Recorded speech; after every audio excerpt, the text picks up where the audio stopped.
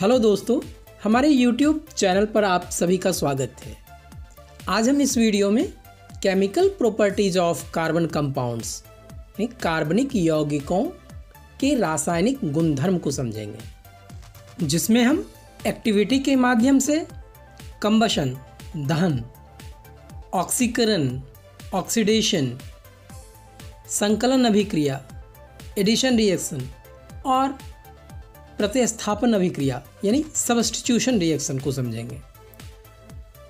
तो चलिए सबसे पहले हम कंबशन यानी दहन को समझने के लिए एक्टिविटी करते हैं।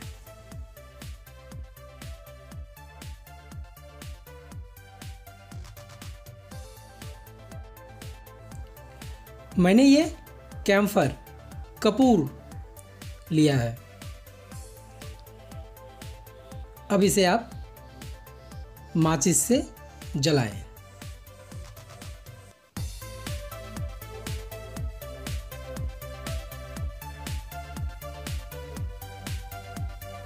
बच्चों, आप अपना प्रेक्षण नोट अवश्य करते जाएं।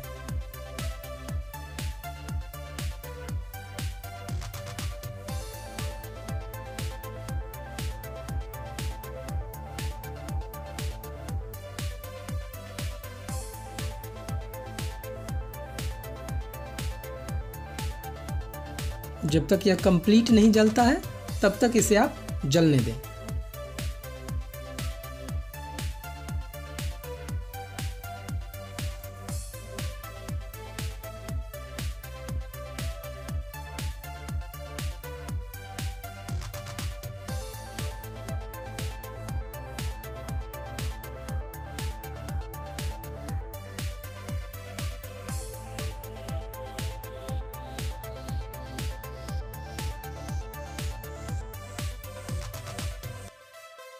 देखिए ये कंप्लीट जल चुका है।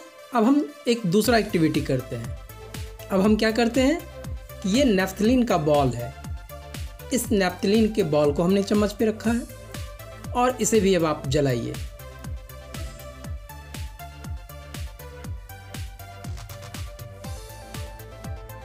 बच्चों, सावधानी बरतनी बहुत ज़रूरी है, इसलिए जो आपके विद्यालय के शिक्षक हैं उनके समक्ष ही ये एक्सपेरिमेंट आप करें।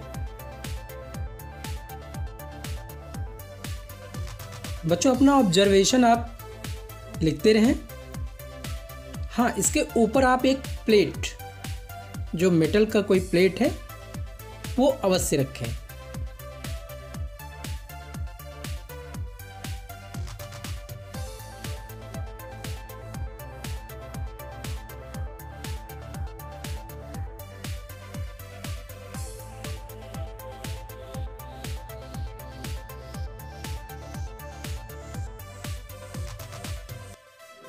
बच्चों, मैंने फ्लेम के ऊपर एक प्लेट रखा था।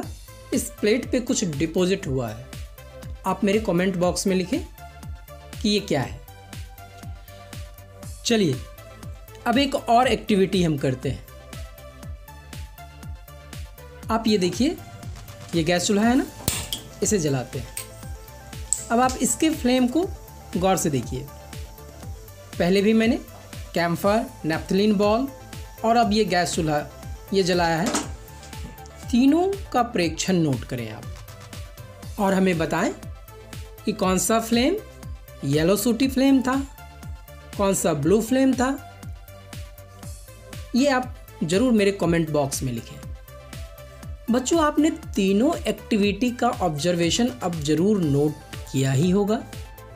तब अब हम समझते हैं कि जो सैचुरेटेड हाइड्रोकार्बन है यानी जो संतृप्त हाइड्रोकार्बन है, वो जनरली जो है वो क्लीन फ्लेम देता है, जबकि असंतृप्त हाइड्रोकार्बन यानी अनसैचुरेटेड हाइड्रोकार्बन जो है वो येलो फ्लेम के साथ ब्लैक स्मोक भी देता है, जिसे आपने मेटल प्लेट पर देखा।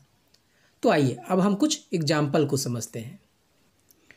कार्बन का जब दहन होता है तो कार्बन डाइऑक्साइड हीट यानी उष्मा और लाइट प्रकाश देता है।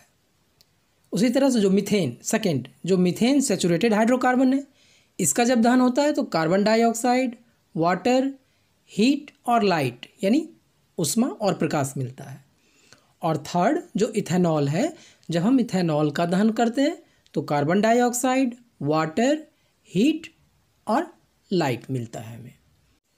तो बच्चों आपने देखा कि अपने सभी अपरूपों में कार्बन ऑक्सीजन में दहन करके ऊष्मा एवं प्रकाश के साथ कार्बन डाइऑक्साइड देता है।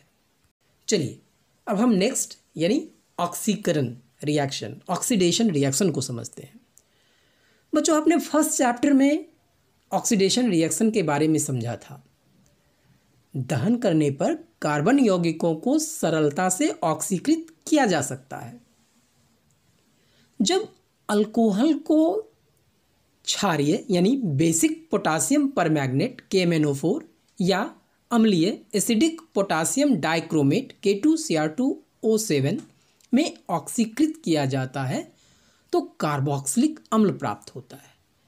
यानी इथेनॉल से अगर आपको इथेनोइक एसिड बनाना है तो या तो बेसिक पोटासियम परमैंगनेट या एसिडिक पोटासियम डाइक्रोमेट लेना होगा, जो एक ऑक्सीडाइजिंग एजेंट है और वह अल्कोहल को कार्बोक्सिलिक एसिड में बदल देता है। कुछ पदार्थों में अन्य पदार्थों को ऑक्सीजन देने की क्षमता होती है। इन पदार्थों को ऑक्सीकारक कहते हैं यानी ऑक्सीडाइजिंग एजेंट कहते हैं। जैसे यहाँ पे पोटासियम परमैंगनेट, ये जो बेसिक पोटासियम परमैंगनेट है, और एसिडिक पोटासियम डाइक्रोमेट जो है वो ऑक्सीकारक है। थर्ड रिएक्शन है संकलन अभिक्रिया, addition reaction. Addition reaction word से ही क्लियर है कि ये अनसैचुरेटेड हाइड्रोकार्बन में ही होगा, यानी असंतृप्त हाइड्रोकार्बन कैटलिस्ट के प्रेजेंस में, और कैटलिस्ट में जैसे पैलेडियम है, निकेल है, ये हाइड्रोजन से जुड़कर सैचुरेटेड हाइड्रोकार्बन यानी संतृप्त हाइड्रोकार्बन देते हैं। जैसे C2H4 यानी इथीन है, इसका अगर हम हाइड्रोजिनेशन करते हैं एक कैटलिस्ट के प्रेजेंस में तो ये इथेन C2H6 बनाता है। बच्चों निकेल जो कि एक कैटलिस्ट है, इसकी उपस्थिति में जो वनस्पति तेल यानी जो वेजिटेबल ऑयल है, इसका जब हम हाइड्रोजनीकरण यानी हाइड्रोजिनेशन करते हैं तो वेजिटेबल घी, वनस्पति घी बनता है। जो वेजिटेबल ऑयल है एक long chain unsaturated carbon chain होता है, और ये जब हम कैटलिस्ट के प्रेजेंस में इसका हाइड्रोजिनेशन करते हैं तो ये एक लॉन्ग चेन जो वनस्पति घी बोलते हैं वो देता है। नेक्स्ट रिएक्शन है प्रतिस्थापन अभिक्रिया यानी सब्स्टिट्यूशन रिएक्शन।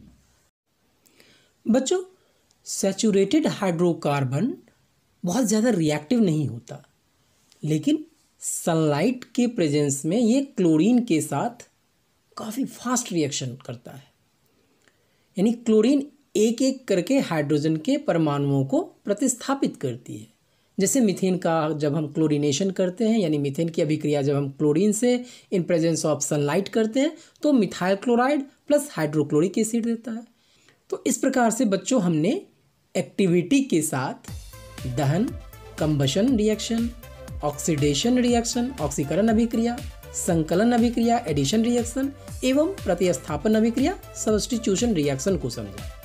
आशा है आज के इस क्लास में आपने कुछ नया सीखा होगा।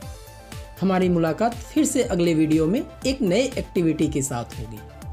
प्रयोग करके आपको सीखना है तो मेरे साथ आप जुड़े रहिए और मेरे चैनल को सब्सक्राइब करिए।